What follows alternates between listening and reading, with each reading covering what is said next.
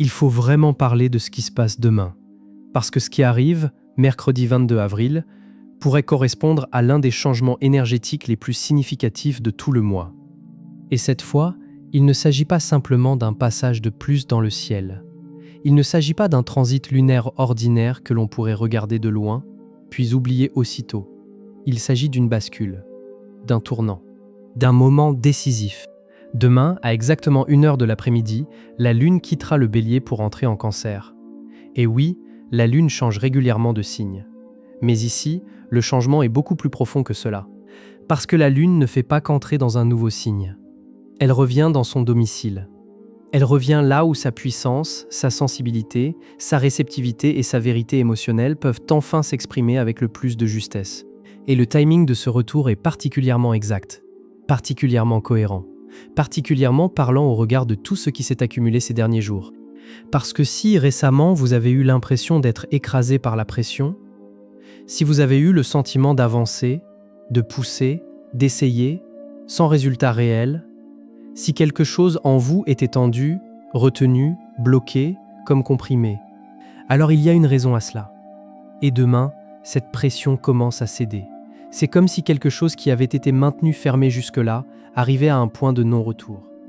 Comme si un coffre émotionnel, resté verrouillé pendant plusieurs jours, était sur le point de s'ouvrir. Et lorsque ce type d'ouverture se produit, les effets peuvent être très spécifiques. Il y a notamment un phénomène qui revient souvent dans ce type de configuration. 3 reprises de contact, 3 messages, 3 connexions distinctes. Beaucoup l'ont déjà observé. Beaucoup s'interrogent quand cela se produit. Et il existe ici une lecture astrologique précise de ce schéma. Mais cette lecture devient beaucoup plus claire lorsque l'on comprend d'abord ce qui, exactement, a comprimé l'énergie jusqu'à ce point. Parce que le relâchement de demain n'a de sens qu'à la lumière de la tension qui a dominé les derniers jours. Et cette tension a pu être très concrète.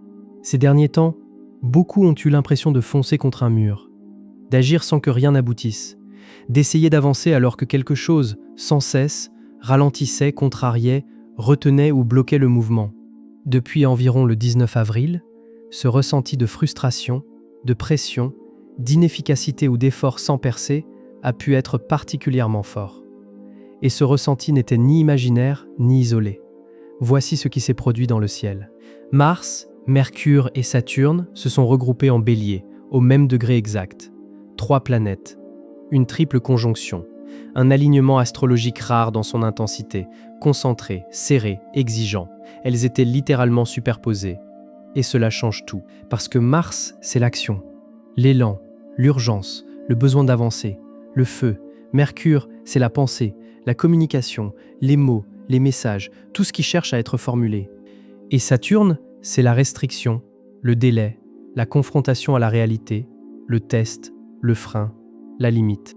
Autrement dit, toute l'énergie qui voulait se mettre en mouvement, toute la vérité qui voulait s'exprimer, toute la poussée intérieure qui cherchait une sortie s'est retrouvée confrontée à Saturne. C'est exactement la sensation d'un véhicule dont le moteur tourne, dont l'accélération est bien là, mais dont le frein à main reste serré. L'énergie existe, l'élan existe. Le besoin de parler, d'agir, de trancher, de débloquer existe. Mais le mouvement, lui, ne suit pas.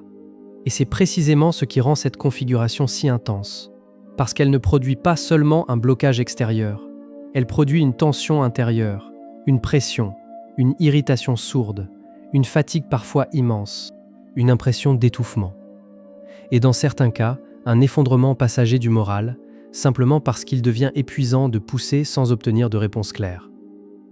C'est l'effet de la conjonction Mars-Saturne, une structure exigeante, une configuration de réalignement brutal, une dynamique qui teste la patience, la volonté, la résistance, et qui oblige à voir là où l'on ne peut plus avancer de la même manière. Mais ce n'était pas tout. Mercure s'est retrouvé pris au milieu de cette dynamique. Et cela explique une grande partie de ce qui a pu se jouer dans la communication récente. Parce que lorsque Mercure est pris entre Mars et Saturne, la voix ne circule plus naturellement. Elle se comprime, elle se tend, elle sature, elle hésite. Elle se retient, puis déborde, puis se retient encore. Et toute cette pression finit par s'accumuler. Le 21 avril, donc hier pour ceux qui regardent cette vidéo un mardi, Mercure a d'abord rejoint Saturne, puis Mars. Et cette séquence n'est pas légère. Quand Mercure est conjoint à Saturne, les pensées deviennent lourdes. Le doute s'installe. On se demande si l'on va dire la mauvaise chose, on craint les conséquences, on imagine le pire, on se retient. On réécrit intérieurement les conversations. On se censure. On garde les choses pour soi. Cela peut prendre des formes très simples mais très parlantes. Des messages écrits puis effacés. Des phrases répétées mentalement pendant des heures sans jamais être dites à voix haute. Des excuses que l'on n'arrive pas à demander. Un manque que l'on n'arrive pas à nommer. Une vérité que l'on sent en soi, mais que l'on n'ose pas exposer. Par peur d'une réponse froide, par peur d'un refus, par peur d'un conflit, par peur d'aggraver la situation. C'est la signature de Mercure-Saturne. Une suppression de la voix, une compression du mental, une retenue tellement forte qu'elle finit par devenir presque physique. Beaucoup sont probablement restés assis sur quelque chose qu'ils avaient profondément besoin d'exprimer, sans parvenir à franchir le seuil. Puis, plus tard dans la journée d'hier, Mercure s'est éloigné de Saturne pour rejoindre Mars. Et là, la dynamique change. Parce que ce qui était retenu commence à se charger d'électricité. Ce n'est plus seulement le silence. Ce n'est plus seulement le doute. C'est la frustration comprimée qui cherche une sortie. Les mots deviennent plus tranchants. Le ton peut se durcir. Une réaction peut devenir disproportionnée. Une conversation banale peut glisser vers le conflit. Un simple échange peut soudainement se charger d'une tension beaucoup plus grande que prévu. Autrement dit, cette triple conjonction a créé un véritable goulot d'étranglement dans la communication. Des mots qui devaient sortir ne sont pas sortis. Des messages qui devaient partir ne sont pas partis. Des émotions qui devaient circuler sont restées bloquées. Et toute cette matière non exprimée s'est accumulée jusqu'à demain. C'est pour cela que demain est si important. Parce que demain marque un changement réel dans l'atmosphère intérieure. À 1h de l'après-midi, la Lune quitte le Bélier et entre en Cancer. Et pour la Lune, le Cancer n'est pas un signe quelconque. C'est son domicile. C'est là qu'elle retrouve le plus de puissance, le plus de confort, la plus grande capacité à accomplir ce qu'elle fait naturellement. Et ce que la Lune fait naturellement, ce n'est pas calculé, ce n'est pas contrôlé, ce n'est pas rationalisé à l'infini. La Lune ressent. Elle ressent l'émotion à l'état pur. Elle ressent l'intuition. Elle ressent l'inconscient. Elle ressent cette part de soi qui sait, avant même que le mental n'ait eu le temps de tout analyser. Jusqu'ici, la Lune traversait le Bélier, un signe de feu gouverné par Mars. Un signe centré sur l'action, l'élan, l'agressivité parfois, le mouvement vers l'avant, la poussée, la réaction immédiate. Ce n'est pas un climat naturellement orienté vers l'accueil émotionnel.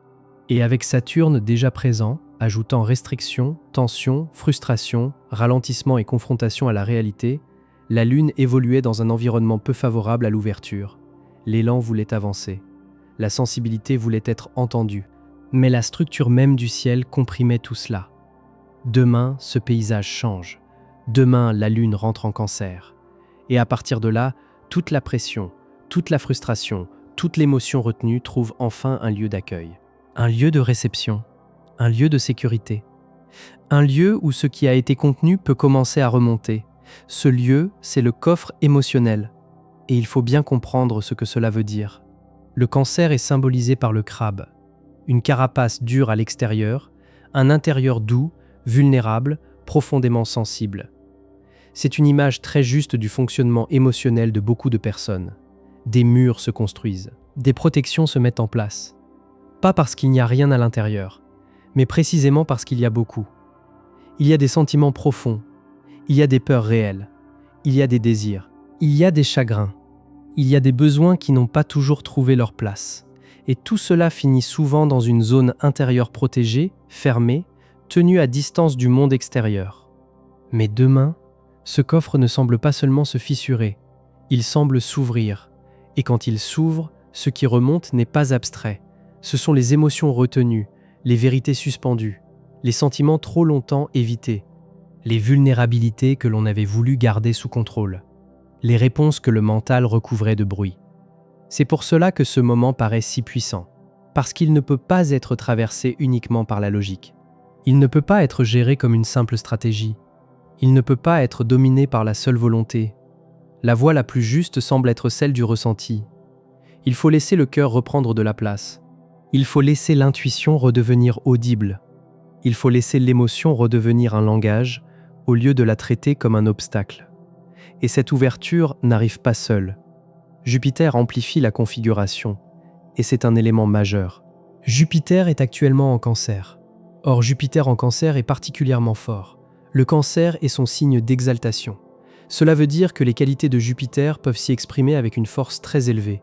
Et Jupiter, c'est l'expansion, l'abondance, les bénédictions, la croissance, l'ouverture, la confiance, l'élargissement du sens. Alors lorsque la Lune entre en Cancer demain et commence à se rapprocher de Jupiter, l'atmosphère devient plus favorable à une guérison émotionnelle réelle. La vulnérabilité cesse de ressembler à une faiblesse. Elle peut devenir une ressource.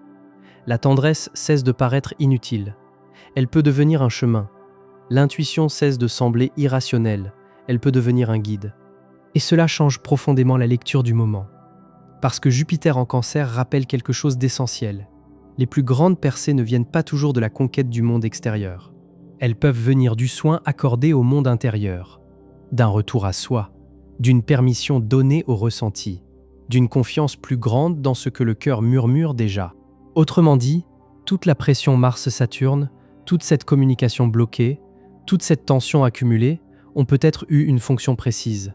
Forcer l'arrêt d'une fuite, forcer la fin d'une stratégie qui ne fonctionnait plus, forcer un retour vers ce qui, en vous, savait déjà. Il ne s'agit pas de dire que Jupiter va tout résoudre comme par magie. Ce n'est pas cela. Mais demain peut apporter quelque chose de très précieux. Une clarté émotionnelle profonde. Comme si le brouillard se levait. Comme si, tout à coup, il devenait enfin possible de discerner ce qui est vrai, ce qui est nécessaire, ce qui est juste et ce qui ne peut plus être ignoré. Et c'est à partir de là que les trois personnes commencent à reprendre contact. Ce point n'est pas présenté ici comme un hasard, ni comme une simple formule intrigante lancée au passage. Au début, il était question d'une raison précise expliquant pourquoi trois personnes ont tendance à reprendre contact durant ce type de transit. Et cette raison se trouve dans la structure même de la configuration. Trois planètes sont regroupées en bélier, Mars, Mercure et Saturne. Trois planètes, trois énergies distinctes, une triple conjonction, une compression très forte dans un espace réduit du zodiaque. Et ce qui a été observé, à la fois dans l'expérience personnelle et dans les échanges avec d'autres, c'est que ce type d'alignement rare tend souvent à se manifester par des événements qui arrivent par trois, comme si la manifestation concrète du transit reflétait la structure astrologique elle-même. Lorsque Mercure se libère de Saturne demain et que la Lune entre en Cancer en ouvrant la réceptivité émotionnelle, le barrage commence à céder. Les messages jusque-là bloqués recommencent à circuler. Les personnes qui s'étaient retenues reprennent contact. Les communications retardées arrivent enfin. Et elles arrivent souvent par trois. Ce qui devient particulièrement intéressant, c'est que chacun de ces trois contacts semble porter une énergie distincte, comme s'il incarnait l'une des trois planètes de la conjonction. La première personne correspond au message de Saturne. C'est souvent quelqu'un du passé. Un ancien partenaire, un vieil ami, un membre de la famille avec lequel une distance s'est installée.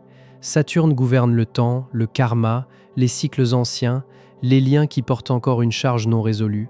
Lorsqu'une personne de ce type reprend contact, ce n'est généralement pas anodin. Cela ramène une ancienne leçon, un ancien nœud. Quelque chose que l'on croyait terminé, classé, dépassé, mais qui demande encore une forme de vérité. Et à ce moment-là, un choix doit être fait. Faut-il se réengager ? Faut-il poser une limite claire ? Faut-il offrir un pardon ? Faut-il reconnaître qu'un cycle doit réellement se clôturer ? Et ce choix demande précisément ce que demain active.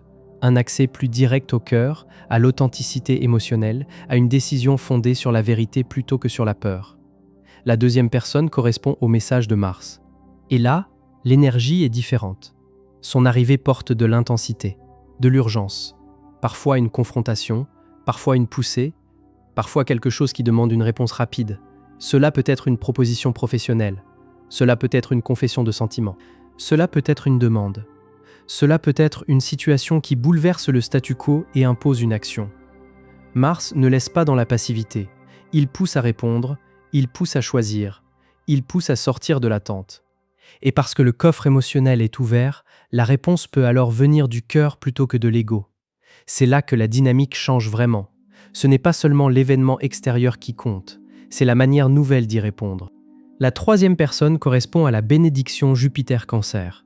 Et cette présence n'arrive pas pour heurter, elle arrive pour nourrir, pour soigner, pour valider ce qui est ressenti, pour offrir une forme de refuge. Cela peut être un ami proche qui prend des nouvelles au moment exact où c'est nécessaire. Cela peut être un parent qui apporte un soutien inattendu. Cela peut être quelqu'un qui comprend simplement sans que vous ayez besoin de tout expliquer. Quand cette personne prend contact, le message implicite est très clair. Il était juste de faire confiance au cœur. Il était juste de s'ouvrir. Il était juste de reconnaître qu'un espace de sécurité, de réception et de douceur existe encore. Et ce schéma semble revenir souvent dans ce type de transit. 3 messages, 3 personnes, 3 manifestations, chacune jouant un rôle spécifique dans l'évolution émotionnelle. Mais au fond, l'essentiel n'est pas seulement dans le nombre. L'essentiel, c'est que ces contacts ne semblent pas arriver au hasard. L'énergie devient plus magnétique. Lorsque le coffre émotionnel s'ouvre, lorsque l'on entre dans la vulnérabilité du cancer, quelque chose change dans la présence même. Et ce changement peut être perçu par les autres, même s'ils ne savent pas l'expliquer. C'est comme si une fréquence particulière était diffusée, une fréquence à laquelle seules certaines personnes peuvent répondre. Et celles qui y répondent semblent alors destinées à participer à l'histoire en cours. Parce qu'au fond, le cœur cherche à faire entendre quelque chose. Et à un niveau plus profond, voici peut-être ce qui s'est réellement produit ces derniers jours. Avec tout ce stellium en bélier, avec toute cette pression Mars-Saturne, avec toute cette communication comprimée, le mental a travaillé sans relâche. Il a essayé d'organiser, de forcer, de comprendre, de résoudre, d'imposer une stratégie, de trouver la bonne formule, la bonne réponse, le bon timing, le bon angle. Et cela n'a pas fonctionné. Pas parce que vous avez mal réfléchi, mais parce que ce n'est pas un problème que l'esprit peut résoudre seul. C'est une situation dans laquelle le cœur connaît déjà la réponse, mais où la tête l'a recouverte de bruit. Demain, lorsque la lune entre en cancer, le volume intérieur change. Le mental ne disparaît pas, mais il devient moins envahissant, moins bruyant, moins dominateur, et le cœur devient suffisamment audible pour ne plus pouvoir être ignoré. Il se peut qu'une relation ait été suranalysée pendant des jours, dans l'espoir d'obtenir enfin une clarté logique. Et demain, sans discours compliqué, la sensation peut simplement devenir évidente.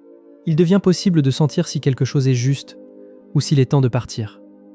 Il se peut aussi qu'une décision professionnelle ait été pesée, retournée, disséquée sous tous les angles pour déterminer ce qui semblait le plus raisonnable. Et demain, l'intuition peut traverser le bruit et montrer ce qui est réellement désiré. Non pas ce qui paraît devoir être désiré, mais ce qui l'est profondément. C'est en ce sens qu'il faut entendre cette phrase « le cœur sait ». Ce n'est pas une formule décorative. Ce n'est pas une jolie phrase spirituelle posée là pour embellir le moment. Cela ressemble à la loi symbolique du transit de demain. Le corps émotionnel devient l'oracle, le ressenti viscéral devient la vérité. Et les acrobaties mentales perdent de leur emprise. Pour quelqu'un qui aime garder le contrôle, cela peut être déstabilisant. Pour quelqu'un qui a l'habitude de tout traiter par la pensée, cela peut même sembler inconfortable. Et pourtant, ce qui paraît le plus inquiétant peut aussi devenir le plus libérateur. Parce que lorsqu'on cesse de vouloir contrôler le résultat, lorsqu'on cesse de s'agripper à la stratégie, lorsqu'on fait confiance à ce qui est ressenti avec plus d'authenticité et de souveraineté intérieure, le chemin devient généralement plus clair. C'est le moment où l'ancien drapeau est abaissé pour laisser place au nouveau. Et ici, l'image symbolique est particulièrement forte. Il existe un symbole sabian associé au degré où la lune entre en cancer demain. Un symbole poétique, mais d'une précision remarquable. Le symbole du cancer à 1 degré, soit le degré exact de l'entrée de la lune, est le suivant. Sur un navire, les marins abaissent un ancien drapeau et en hissant un nouveau.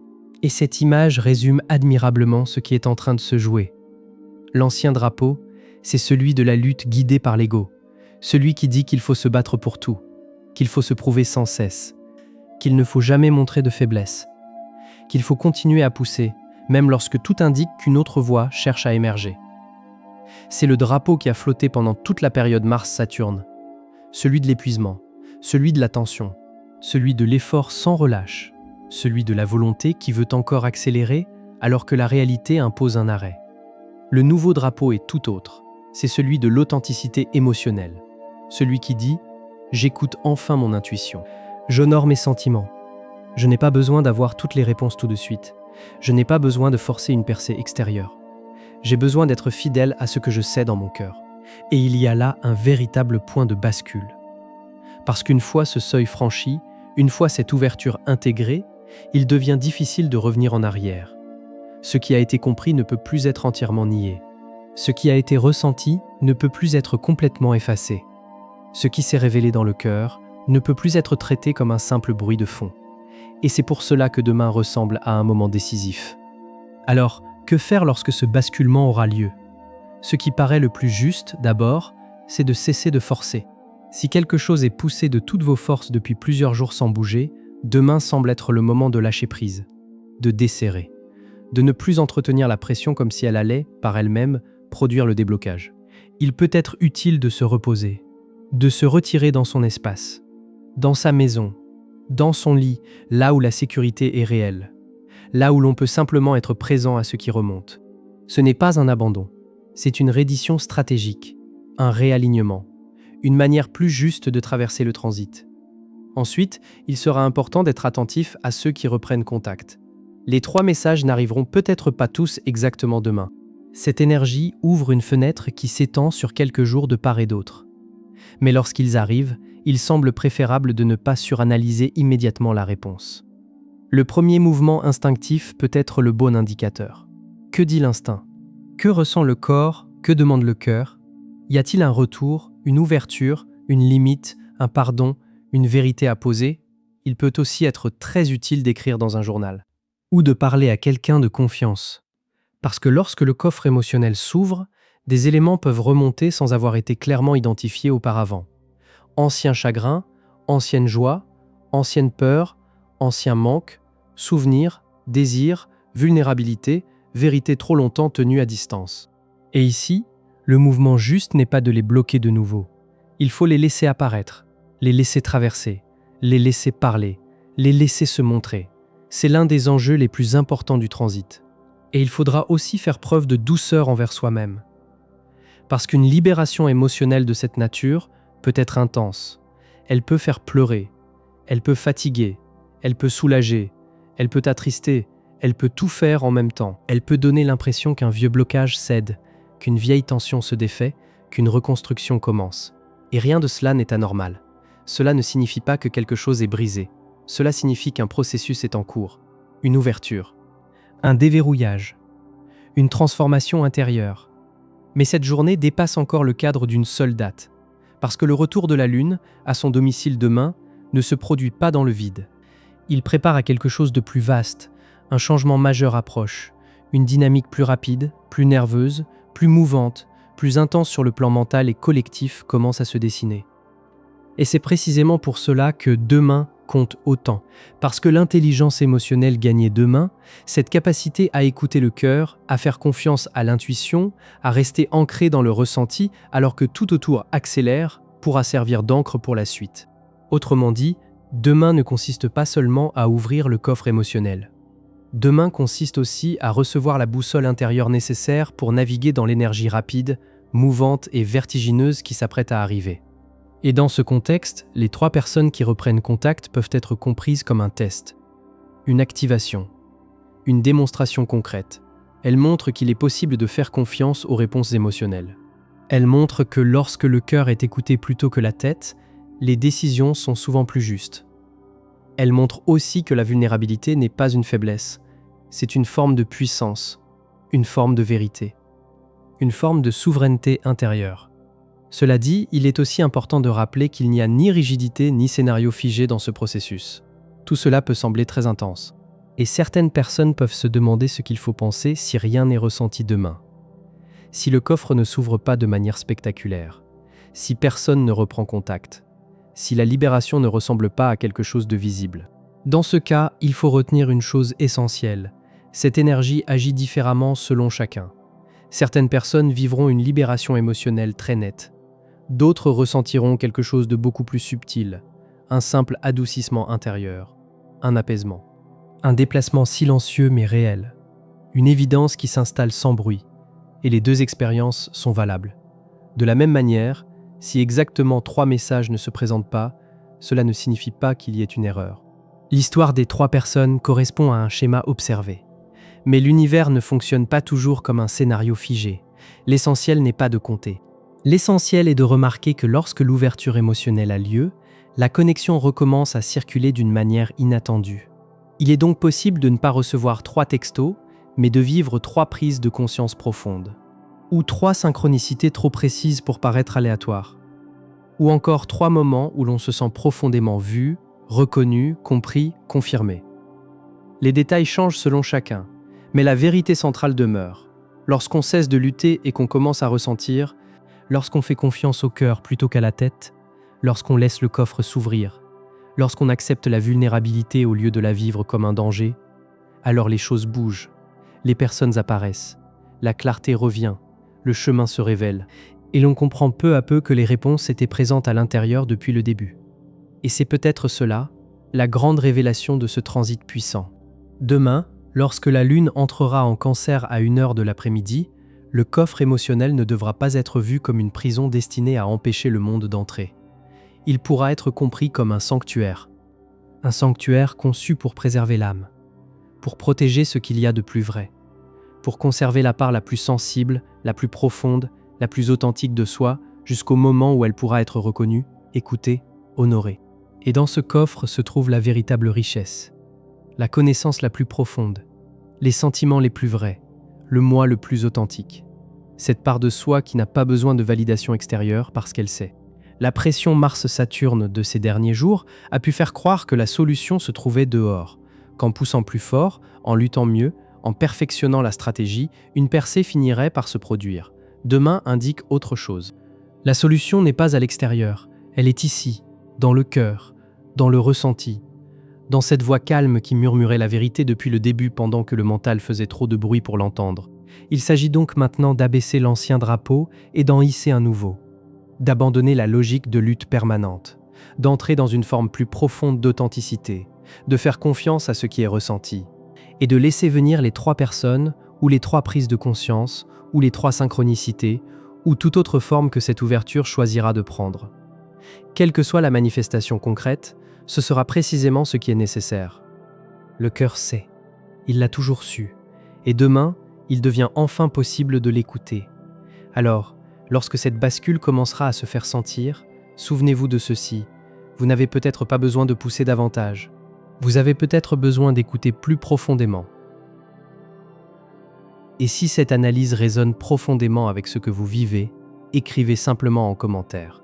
J'écoute enfin mon cœur. Parce que parfois, tout change exactement là. Au moment où l'on cesse de forcer, au moment où l'on cesse de traiter l'émotion comme un problème, au moment où l'on comprend que la vraie réponse n'était pas cachée dans le bruit mental, mais gardée dans le sanctuaire intérieur.